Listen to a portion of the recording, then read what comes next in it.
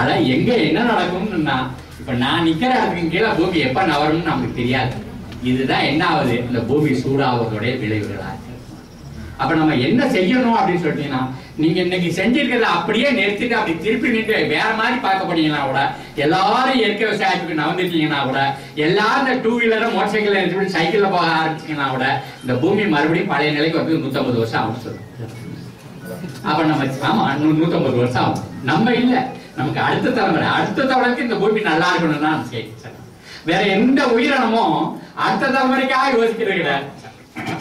மனுஷன் ஒருத்தன் தான் பிள்ளைக்காக பேர பிள்ளைகளுக்காக. நம்முடைய பிள்ளைகளுக்கும் பேர பிள்ளைகளுக்கும் ஒரு நல்ல பூமியை விட்டுட்டு போகணும் அப்படின்னு சொன்னாக்க நம்ம இப்ப செஞ்சிருக்கிற அவ்வளவு அடாவடித்தனத்தையும் நம்ம நிறுத்திக்கொள்ள வேண்டியிருக்கோம். இந்த காடுகளை பத்தி 1987 நான் இயற்கை விவசாய பயிற்சியில இருந்தேன், 4 வார பயிற்சியில இருந்தேன். நெதர்லாண்டால 3 பேர் இருந்து எனக்கு பயிற்சி விட்டு இருந்தாங்க. 100 ஏக்கர் பண்ணேன். 12 வருஷமா அது இயற்கை விவசாயத்துல இருந்தது. அரவிந்த் ஆசிரமத்தோட பண்ண குளோரியா லேண்ட் பண்ணேன். இந்த குளோரியா லேண்ட் பண்ண விழுப்புரத்துக்கும் பாண்டிச்சேரிக்கு இடையில எல்லாரும் போய் பார்க்கணும். ரொம்ப அற்புதம். அந்த அற்புதங்கள் ஒரு சிலரால் தான் நடத்தி காட்ட முடியும். அங்க அன்னைன்னு ஒருத்தர் இருந்தாங்க. இந்த அன்னையோட படத்தை நீங்க தமிழ்நாடு பாக்குறேன், பல ஊர்கள்ல இருக்கு. பல ஊர்கள்ல வணக்க வீடியோல வச்சிருக்கீங்க. பிரெஞ்சுக்காரங்க இங்க வந்து அரவிந்தரோட சேர்ந்த தத்துவத்தை ஏற்றுக்கிட்ட பிறகு, ஞானம் பெற்றுட்ட பிறகு அவங்க எத்தனையோ பேருக்கு வழிபடு தெய்வமா மாறிட்டாங்க. அவங்க ஒரு நாள் சாப்பிட்றதை நிறுத்தினாங்களாம். எல்லாரும் கேட்டாங்க, ஏன் அம்மா சாப்பிடலன்னு. நான் சாப்பாடை கேட்டா நீங்க விஷத்தை கொடுக்குறீங்களேன்னாங்க. அம்மா இப்படி சொல்லலாமா, உங்களுக்கு நாங்க விஷம் கொடுப்போமா அப்படின்னு சொன்னாங்க. அந்த பண்ணைக்கு சாமான் வாங்கிருக்கலாம், அந்த கணக்கு நோட்டை எடுத்துட்டு வா அப்படின்னு சொன்னாங்க. கணக்கு நோட்டை வாங்கிட்டு வந்தா என்னெல்லாம் எழுதியிருக்க படி, என்னெல்லாம் வாங்கியிருக்கேன்னாங்க. அப்புறம் யூரியா இருக்கு, டிஏபி இருக்கு, பொட்டாசு இருக்குது, சுரட்டான் இருக்கு, திம்மட்டு இருக்கு, என்ட்ரான், ஏண்டினி, எக்கலாசு, நோக்ரான், டமக்ரான். இதான் எங்க போட்டீங்கன்னு கேட்டாங்க. பயில தான், நம்ம மண்ணில் தான். அப்ப அதை விளைச்சி வர்றது என்ன வரும் அப்படின்னு கேட்டாங்க. அது ரொம்ப சங்கடமா இருக்கு. திக்கு முக்காடி போனாங்க. இப்ப நம்மளால கட்டி போட்டு சாப்பிடுறதா என்ன,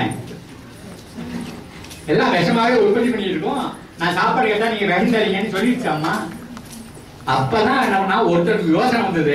அந்த குப்பைக்குடியில ஒரு தக்காளி செடி முளைச்சு பறந்துக்கிட்டு அது பாட்டுக்கு நிறைய காய்ச்சிட்டு கிடந்தது. தக்காளி பழமா ஓடுனா ஒரு 5-6 பழத்தை பறிச்சுட்டு இருந்தான்.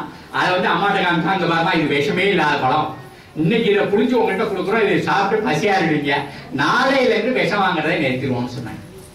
அடுத்த நாள்ல இருந்து அவன் ரசாயன உரம் வாங்குறதை நிறுத்தி, பூச்சி மருந்து வாங்குறதை நிறுத்தி 12 வருஷம் கழிச்சு எனக்கு அங்க டெய்லி நடக்குது இயற்கை விவசாய பயிற்சி.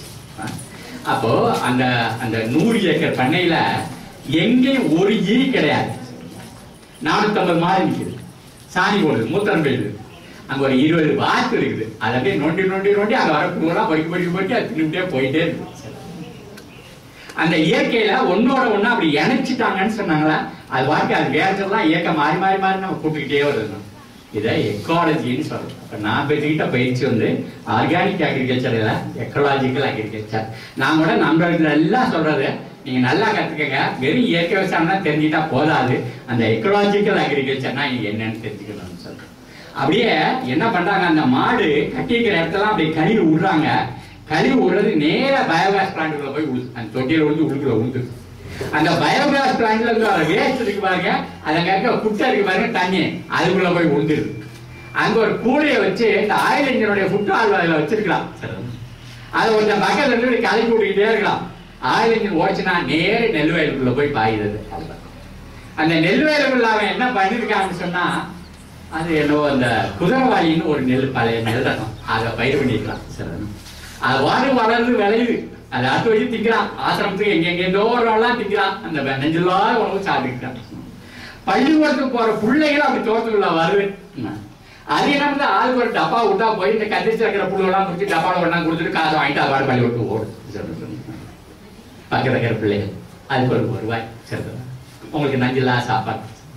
இது மாதிரி இயற்கையில் இருக்கிற ஒன்னொன்னுடைய இணைப்புகளை புரிஞ்சு கொள்றதுக்கு பாருங்க, அதுக்கு பேர் தான் எக்கலாஜிக்கல் அக்ரிகல்ச்சர், உயிர்ச்சூழல் வேளாண்மை. நம்ம உயிர்ச்சூழலை வந்து நம்ம காப்பாற்ற வரையிலும் நம்ம வந்து எவ்வளவுதான் நீங்க திறமையா விவசாயம் பண்ணீங்கன்னாலும் சரி, உங்களுக்கு கடன் இருந்துகிட்டே இருக்கு.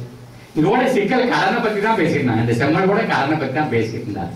விவசாயி ஒழுங்கா விவசாயம் பண்ணாருன்னா, இயற்கையை புரிஞ்சுக்கிட்டாருன்னா கடன் இல்லாம வாழணும். கடன் இல்லாம வாழ்ந்தாதான் நீங்க இயற்கையை ஒட்டி வந்துட்டீங்கன்னா. நம்ம மக்கள்கிட்ட உட்கார்ந்து விடுதலை போட்டு இருந்தேன். புதுக்கோட்டை பொண்ணு விடுதலை போட்டா பள்ளிக்கூடம் போயிருக்க மாட்டானேமா, அடி காற்றுல நடு மாட்டுல நுனி வீட்டுல போடுறோம்லாம் இதுதான் சொல்லிட்டு இருக்கேன். இங்கிலீஷ்ல ஒர்க் ஷாப் நடந்தா நான் இங்கிலீஷ்ல சொல்றேன், தமிழ்ல இருந்தா தமிழ்ல சொல்றேன். பயிரை அறுவடை பண்ணும்போது அடிக்கட்டையே காட்டுல விட்டோம், நடுவுல உள்ள வைக்கல மாட்டுக்கு போட்டோம், நுனியில உள்ளதை வீட்டுக்கு கொண்டு வந்துட்டோம். அவ்வளவுதானே விவசாயம். இதுக்கு அதுக்கப்புறம் பெரிய வேளாண் கல்லூரி தோராகிற அதெல்லாம் எதுக்கு?